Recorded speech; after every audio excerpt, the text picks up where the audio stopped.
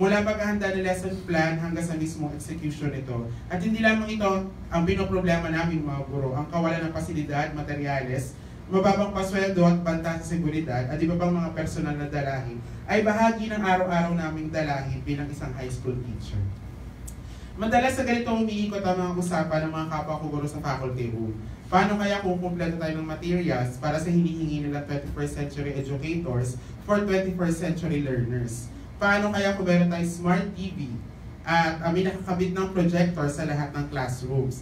Paano kaya kung kumpleto tayo sa modules at maayos na mga textbook ang inilalabas na mga palimbagan? Paano kaya kung may sapat na babasahin sa wika at panitikan sa mga malalapit na library? Paano kung ang ratio ng klase ay 1:25?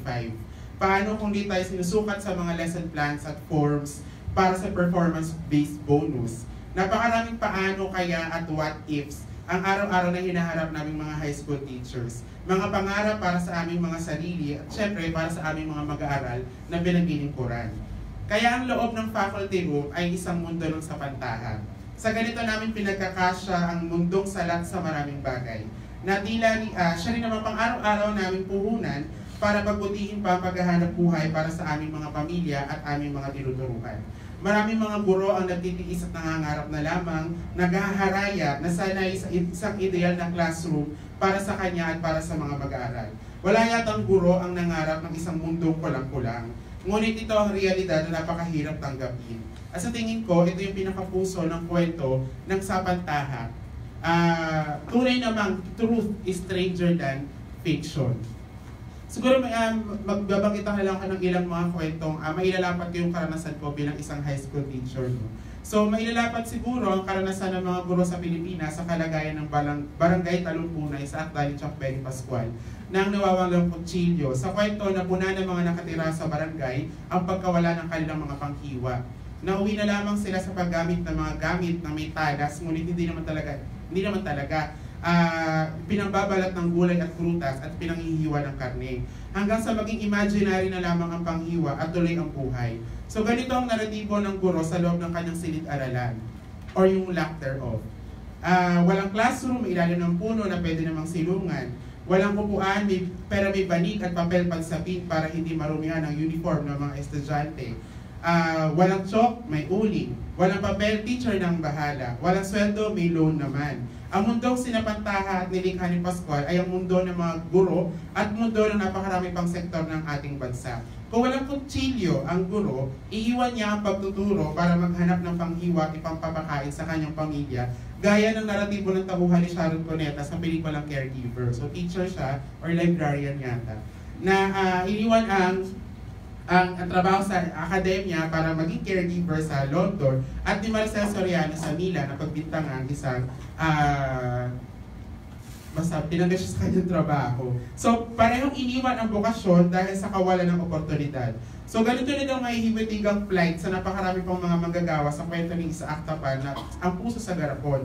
Iniiwan at isinasagarapan ng puso upang may maiwang piraso sa kanyang mga nilisaning mahal sa buhay.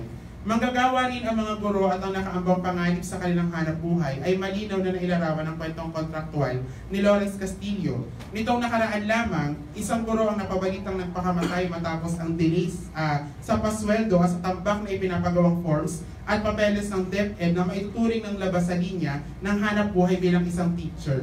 Kahingian ng forms upang sukatin ang naging performance ng guro at naging pamantayan nito kung sa magkano ang matatanggap niyang bonus. At dahil ito lamang ang tanging daan para makamit nito ang inaasam na dagdag na sanang kita, nagkukumahog ang lahat ng mga guro na isinasabay nila sa gabi-gabing pagpupuyat para sa lesson plans at sa araw-araw na paggawa ng daily log. Pagpasok sa trabaho ay maaabutan ng mga estudyanteng umiiyak dahil kumakalamasik mura sa gutom o walang gamit sa eskwela o dahil sa mga personal na problema. Dalahin rin ito ng isang high school teacher na tumatayong pangalawang magulang. Paiikutin ng guro ito sa kanyang mga kamay, sabay-sabay. At kung hindi makakasunod, trabaho ang nakasalalay. Uunahin ba ang bonus at forms o ang pagiging magulang sa mga bata? Ang pressure na ito ang nasa likod ng masisiglang ngiti at pagbati ng mga guro sa araw-araw na nakikita natin sila. So malarobot ang tauhan ni Castillo na pilit kinokontrol ng kanyang mga boss. Kapag pumalya, walang kaabog-abog ng pagpapatalsik dahil nakapila naman ang sangkatutak pang mga manggagawa o teacher na nakaabang sa oportunidad ng iwan naiiwan ng pinaalis.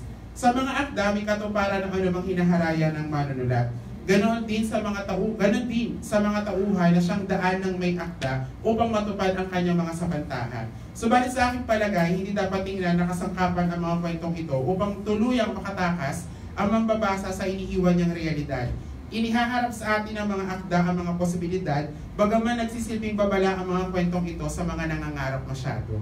So, siguro maaalala natin ang kwento ni Daedalus at Icarus sa mitolohiyang Griego na material ngayon sa Filipino 10 at English 10 ng high school. So, upang makaligtas sa piita, lumika ang mag-ama ng mga pakpak para makalipad. Masyadong ninamnam ng anak ang kalayaan na siya nagdala sa kanyang kamatayan.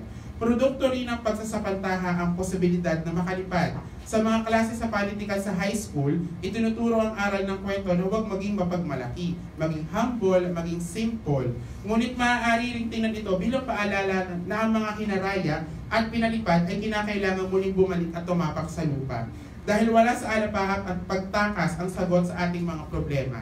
So ito ang papel ng mga kwento ng sapantaha. Pumapasok ang kabalintunaan ng papel sa politikan sa kalipunan sapagkat matapos kang paliparin sa mayamang imahinasyon at spekulasyon, sa bawat pagkatapos ng kwento ay paghila ring muling pababa, lagapak at masakit, nakasusugat at nakababali ng buto. Dahil ito ang kinakailangan upang gisingin ang ating diwa bilang mga mangbabasa na ang mga spekulasyon at sapantaha ay nakatali sa lupa, sa totoo, nararamdaman sa realidad. Kaya ba para itong panawagan sa mga gurong Pilipino na maging mga tagahila ng mga nagliliparang mga mag-aaral tulad ng mga tauhang lumutang sa kwento ni Ferdinand Harry na si George. Tungkulin ng mga guro na paliparin ang kanyang mga mag-aaral, subalit hindi rin ito ang dahilan na hayaan na lamang natin silang lumutang-lutang ng walang kawawaan.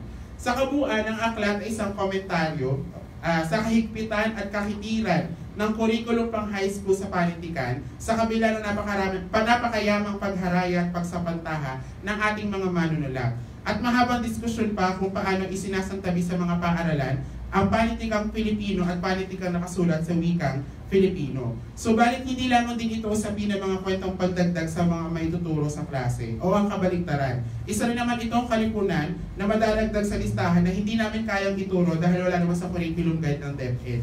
Dahil para sa mga guro at edukador, ang mga nilalaman nito ay pagsasalaysay din ng ating mga pangarap at haka ng mga nalatibo ng guro bilang mga mamamayang nangangarap na yata ng isang alternatibong mundo kung saan ang tao ay may pakpak, ang tao ay may kakayahang humiwa kahit walang kutsilyo, ang tao ay may permanenteng trabaho at napakarami pa nating mga sapantahan. Yun lamang po at maraming salamat.